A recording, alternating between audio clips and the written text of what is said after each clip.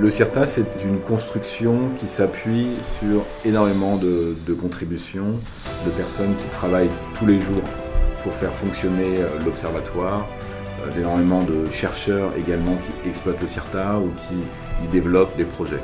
C'est vraiment une construction qui s'appuie sur un énorme nombre de personnes. C'est grâce à toute cette énergie et ce travail au quotidien que le CIRTA fonctionne maintenant depuis 25 ans. Au CIRTA, on vient de passer une étape extrêmement importante qui est la pérennisation de l'observatoire qui nous permet de nous projeter sur les 20-30 prochaines années avec une infrastructure qui est durable et qui est installée donc sur le campus de l'école polytechnique d'une part et d'autre part au CEA à Lorme des Meuriez.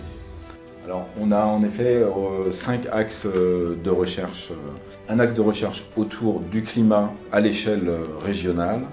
Un deuxième axe, toujours de l'étude des propriétés des nuages. Un troisième qui est plus orienté sur la composition de l'atmosphère et les sources qui viennent alimenter justement la composition atmosphérique. Un quatrième autour de la dynamique de l'atmosphère, des échanges surface-atmosphère et du rôle de la couche limite dans l'ensemble des processus.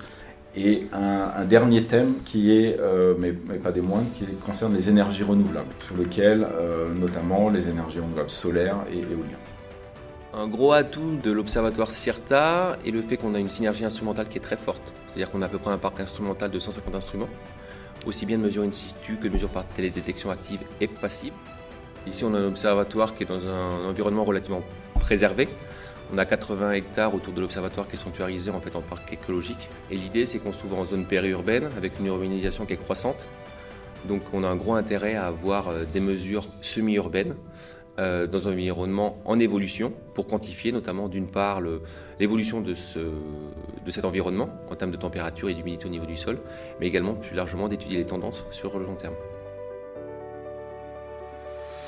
L'important pour nous sur notre site, c'est de faire des mesures vraiment long terme.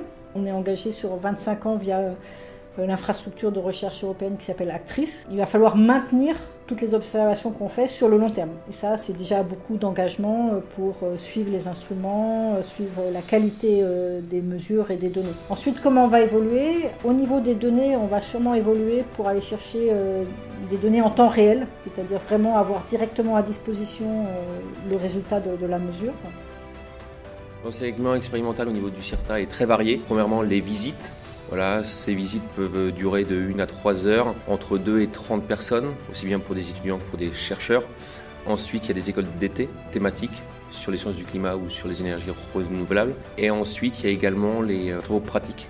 Donc là, c'est plus sur une journée, entre 6 et 8 heures, dédiées à des étudiants de licence ou de Master 1, également sur les sciences du climat ou sur les énergies renouvelables. Et l'idée, c'est que le CIRTA, depuis une quinzaine d'années, a mis en place un certain nombre d'outils pédagogiques, des simulateurs, c'est-à-dire des maquettes qui permettent de simplifier le fonctionnement de certains instruments, qui permettent donc aux étudiants de comprendre le fonctionnement qui peut s'avérer très complexe de tel ou tel instrument.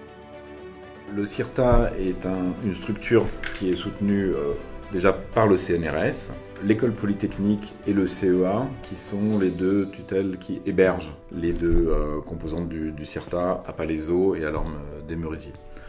On a également l'université Versailles-Saint-Quentin et puis deux partenaires supplémentaires qui sont Météo France, EDF ainsi que l'INERIS. Nous avons également comme partenaire le CNES, l'Agence spatiale française, partenaire très important compte tenu des travaux que nous menons pour l'évaluation, la qualification des missions spatiales.